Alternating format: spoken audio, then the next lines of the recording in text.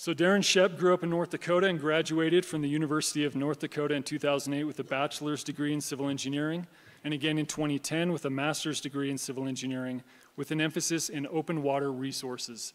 Darin worked for the State Engineer of North Dakota for 8 years as a water resource engineer prior to moving to Alamosa almost 6 years ago to be the Assistant Division Engineer of Division 3. Darin received his registration as a professional engineer in the state of North Dakota in 2017 and here in Colorado in 2024.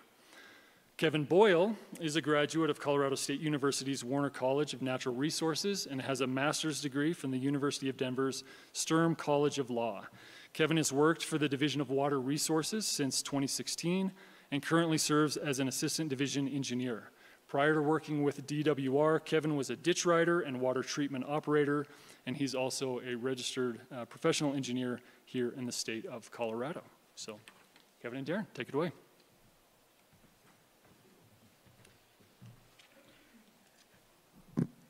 I'm a little bit shorter than the rest.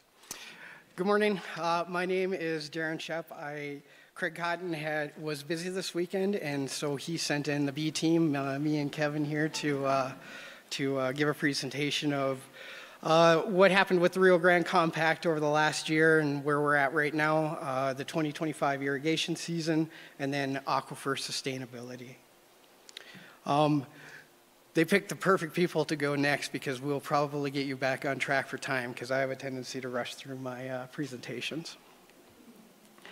So for the Rio Grande Compact, in the week of March 10th, Craig met with the engineering advisors from New Mexico and Texas down in Albuquerque to review the compact accounting for 2024, receive the reports and presentations from the federal agencies involved in the Rio Grande, and produce the report for the compact commissioners. One matter of interest that for not necessarily Colorado, but New Mexico, was that there was a settlement agreement reached between Wild Earth Guardians, the U.S. Fish and Wildlife Service, Bureau of Reclamation, and the Middle Rio Grande Conservancy District over the 2016 biological opinion, and the case was dismissed. That case has been going on for quite a few years for New Mexico, and they're glad to see that it's finally over.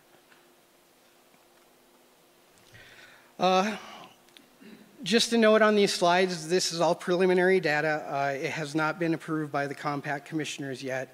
That will be occurring here in town on April 25th.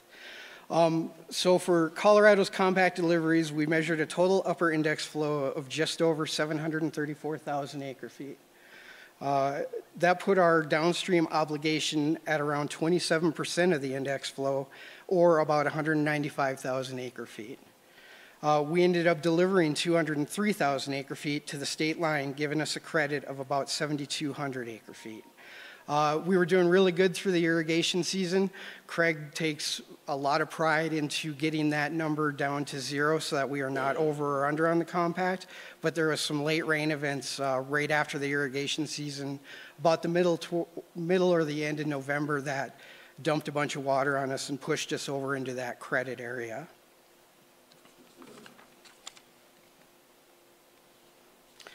For the Canea system, the upper index flow was right around 243,000 acre feet, putting our downstream obligation at about 29% of the index, or equaling just under 7,100 acre feet.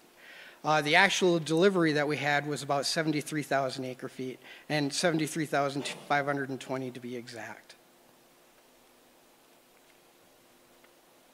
For the Rio Grande, the upper index flow was just over 490,000 acre feet, giving us an obligation of 124,100 acre feet, and we ended up delivering right around 129,000 acre feet. This is just over 25% of the index. Just a note, Elephant Butte fell below the Article 7 restriction threshold of 400,000 acre feet of storage back on June 17th, and we are still sitting underneath that threshold. That restriction puts storage restrictions on post-compact reservoirs, and so we're feeling a little bit of a bite that they're not able to keep storage throughout the year. As of Thursday, there's about 277,000 acre feet of storage in Elephant Butte. Last year at this time, there was about 420,000 acre feet of storage in Elephant Butte. It's going to be a little bit it'll be a little while before Elephant Butte starts getting back up into that 400,000 acre feet. Hopefully we make it by the end of the season.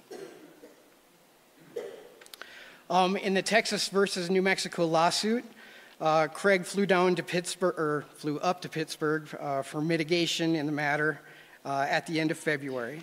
He mentioned that everything was going smoothly between the federal government and the states, but yet it was going at a turtle's pace. So the states have requested a trial to be set just in case things kind of fall off the rails. That trial is set for June in case mitigation doesn't get things done. And then to finish up this part, the compact meeting will be held here in Alamosa on April 25th. There is a reception the night before. This is open to the public and you're welcome to attend.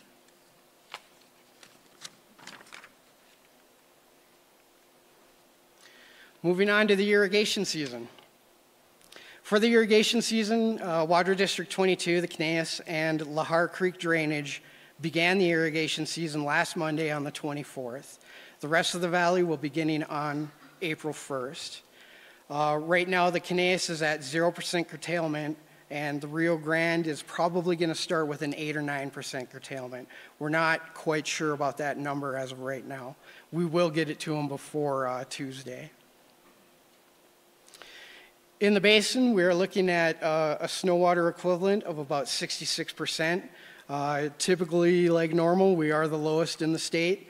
But as you can see in this map, the whole entire southern half of Colorado is under the average, while the upper part is above the average. Looking at specific sites, we can see that the northern end of the valley has quite a bit more snow than the southern end of the valley. And the San Juans are really feeling the bite this year compared to other years, where typically they are usually the higher amount of snow throughout the valley. And with that, I'll let Kevin Boyle continue the presentation. All right. So to jump in with the good news, it's not 2002 snowpack. The bad news is it's probably closer to 2018 as far as snowpack and the conditions that we have this year. I think I've looked in the recent forecast and there's the potential for some moisture coming in early April. It'd be nice to get some cool temperatures to slow this down. Not just in the amount of water that we have coming this year, which is not a lot. I would just draw your attention to the graph and the runoff calendar on how early it's coming out. So we are looking like we're going to be early June out of a lot of the snow that we had. This is the NRCS forecast that comes out at the beginning of each month. We'll have a new one coming out in April. One thing, I think we've been drawing folks' attention to this, but these 30-year averages for a long time were obviously based on the 1991 to 2020. I think they recently started publishing 1991 to 2020. Sorry if I said that backwards. So we were doing this on 1981 to 2010, which included some very wet years in the 80s. So that's why we've got listed over here the percentages and what those averages used to be based on. So as you can see, not going super well as far as the percentage average that we're having for a forecasted runoff. As Darin was mentioning on the prior slide with snowpack, you know, our Sanger to Cristo gauges are kind of all over the place. One is really high, one is really low. So just remember these are averages and it'll be interesting to see how all that snow comes out. The other thing with the NRCS forecast is that they're predominantly based on high altitude snow, which may or may not make a huge difference this year because I don't think we have a ton of low altitude snow. Continuing the not so great news, this is the drought monitor. I know we routinely look this way, but this is a good indicator of soil moisture conditions, which is obviously continuing to be very dry as the drought continues here. So just again, as our water outlook, our reservoirs nowhere near full going into the season. As you heard, Elephant Butte is not near full this year, and so we will probably remain in Article 7 restrictions throughout the year. It's not something we expect to go over. So yeah, and as Sanchez, I think, is that low. They're under a storage restriction, but this is where we were at as of 2 days ago. So we were asked to give a quick update on where all of our groundwater management subdistricts are as far as aquifer sustainability goes. For those of you, sure plenty of you have heard this before, but we have some very unique requirements here in the Rio Grande Basin relating to our groundwater rules that were passed in 2019 and became effective in 2021. So one of the requirements of our groundwater rules is to maintain a sustainable water supply, or to manage the aquifers for a sustainable water supply. For our unconfined aquifers, that sustainability requirement is based on aquifer storage. And then for our confined aquifer systems and confined aquifer subdistricts, they're based on artesian pressure. Well, we'll get into that a little bit later, but we don't have great data on what the pressure was between 1978 and 2000, and that's where the confined pressure is supposed to be maintained to. We'll get into how we're doing that. So as of right now, well, let me take a quick step back. So the two main requirements of our groundwater rules are that the streams are paid, or the injurious depletions to the streams are repaid during the year. All 7 of our subdistricts are accomplishing that right now. So they're paying back to the river with wet water or forbearance what has been calculated by the RGDSS groundwater model. The other part of our groundwater rules is that sustainability metric. We'll get into Subdistrict 1 here in a second. Subdistrict 1 is the closed basin subdistrict, kind of north of town here. They are currently operating under a plan that allows them to go to 2031 to get the aquifer storage back to specific levels. That is behind schedule, but the other 6 subdistricts are meeting their sustainability requirements for the most part. There's been some recent developments on Subdistrict 4, the San Luis Creek, with a purchase of land that will bring them, we think, into compliance with their long-term sustainability. So just getting into a couple of the more specific subdistricts. As I said, Subdistrict 1, kind of north of the river here. They operate on so there's 4 large ditches that have recharge decrees in that subdistrict. That's kind of how they've been based as far as their fee structure. The amount of water you bring in with your recharge decrees offsets your pumping. They're also our first subdistrict to start operating. They had their plan first accepted in 2011. Excuse me. So they have to achieve unconfined aquifer storage below, or it's minus 200,000 to maintain it between minus 200,000 and minus 400,000 from this calculated 1976 level. They have a 20-year timeline to accomplish that, which sets a deadline of December 19th, 2031. I think a lot of people have seen this graph. This one was most recently updated in January. So you can see we're not necessarily very close to the minus 200,000 to minus 400,000 levels that we have to be at by 2031. So the most recent development on this is that Subdistrict 1 filed it's a 4th amended plan of water management. This plan is primarily based on recharge, so they limit themselves, that's the idea, is to limit themselves to pumping only what you brought in via surface water. That plan was accepted by the State Engineer's Office in the spring of 2023. There were objections to that acceptance of that plan, so there's a trial scheduled for January of 2026 to go over that. Our other unconfined subdistrict is the Trinchera subdistrict. Again, they're an unconfined aquifer, so their metric for sustainability is aquifer storage. They manage this a little bit differently. They have an imposed allocation through the subdistrict. So you're monitoring water levels throughout the subdistrict, and if you hit certain levels, everyone in the subdistrict is reallocated a lesser amount of water, which in theory should bring the aquifer back up. As you can see, they're getting to the 4.87 gallons per minute per acre level, which is that yellow line due to drops in the aquifer.